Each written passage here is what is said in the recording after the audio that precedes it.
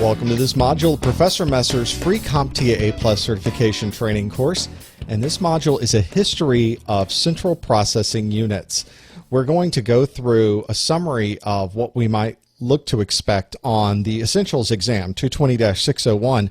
Section 1.1 describes our requirement of understanding the purposes and characteristics of processors and CPUs, and it specifically even spells out AMD and Intel CPUs. So it's going to be important that we understand the history and understand the capabilities of those types of processing units.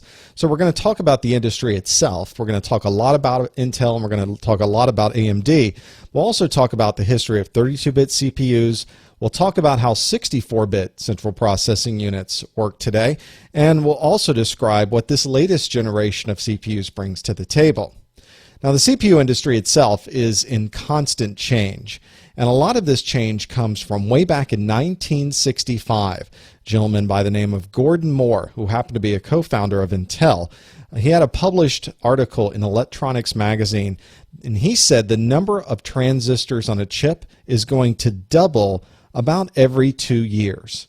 And that was something to say back in 1965, but interestingly enough, about every 2 years, sure enough, the number of transistors on a chip has doubled. So you can imagine the number of technological leaps that these companies have had to make to stay up with that, but they're keeping pretty good pace there. Now we're over 40 years after that, and we've consistently, about every 2 years, doubled the number of transistors. So today, during those 40 plus years later, now we've had a number of companies come and go in the processor market. Today, the only two you're really going to find way out in front with the personal computer processors anyway is Intel and AMD. So we'll talk a lot about how those processors apply to what we see happening today. A good place to start with 32-bit CPUs is with the Pentium. The Pentium was introduced in 1993, and it has a form factor that used pin grid arrays, PGAs. Those pin grid array sockets for the Pentium throughout its lifetime, there were a number of different Pentium models, so you may see some work in socket 4 and others work in socket 5. The speed of the Pentium, as we think about speeds, that's how most of these chips were analyzed for performance back then, ran everywhere from 60 megahertz all the way up to 300 megahertz. And what was interesting about the Pentium is that it introduced a very wide data bus of 64 bits. It also introduced something called a superscalar architecture. And what this is a pipeline of instructions. Prior to the Pentium, the way that CPUs would work is they'd perform an instruction, and then they would process the next instruction one at a time. What a superscalar architecture did was line up the different instructions so that you could slide them through the processor one after the other after the other. Previous versions performed an instruction and then had to gather memory and had to gather instruction pieces and had to gather data before it could really perform the next instruction. So instead of having to wait all of that time to have the instructions take place, it essentially just lined them up and was able to perform one after the other, which greatly improved the efficiency of these chips. This was also the very first time we started to see the multimedia instruction set called MMX. So as we started seeing more audio and more video emerge, the Pentium was the first chip that took advantage of that. A competitor to the Pentium was called the AMD K5, and this was introduced about the 1996 timeframe. This was also a PGA-style chip. It used something called socket 5 and socket 7. You may be asked about sockets and the way these chips fit on your A+ exam. This chip itself ran about the same type of speeds as the Pentium did. This one was a little bit faster, 75 megahertz to 133.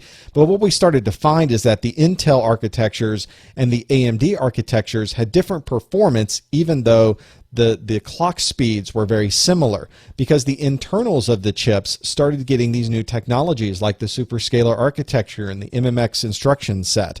This particular chip, though, was pin compatible with the Pentium.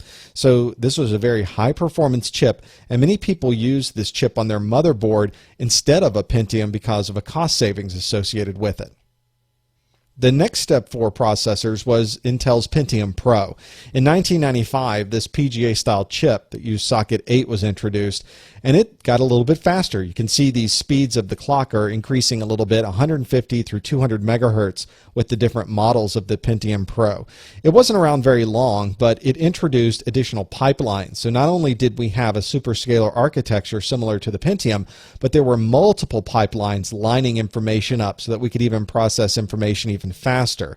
This was also the introduction of the L2 cache of a CPU being on the chip itself, on package, as we like to call it. And it also allowed us, because we had all of these superscalar architectures and caches, this chip also introduced the idea of performing out-of-order executions. As the chip needed to gather information to perform calculations, it may receive some information prior to receiving the initial information, and it would perform calculations out of order, which was very different for chips at this time frame. But now we're starting to see how these multiple efficiencies in chips were beginning to change the way that these chip performances were overall. The Pentium 2 came out soon after that. This was a single-edge cartridge, so this was a bit of a departure from the traditional Pentiums with their PGA style, and it used something called slot 1. The speeds of the Pentium 2 really ranged very broadly between 233 megahertz and 450 megahertz, and this was a very different change, not just in the packaging, but this was more of a consumer-style chip. Whereas the Pentium Pro didn't last very longer on the consumer side, the Pentium 2 was very heavily marketed on the consumer market. And so we saw a lot of Pentium 2 systems, especially with their MMX edition, because more people were starting to do audio and video and more multimedia capabilities in their personal computers at home. AMD came out with a competitor along that time frame that competed directly with the Pentium 2, and it was called the AMD K6. This was 1997, and it still had a PGA architecture here. You can see its socket 7 is what it used. And the speeds of this chip were about the same speeds of the Pentium 2, 166 megahertz through 300 megahertz.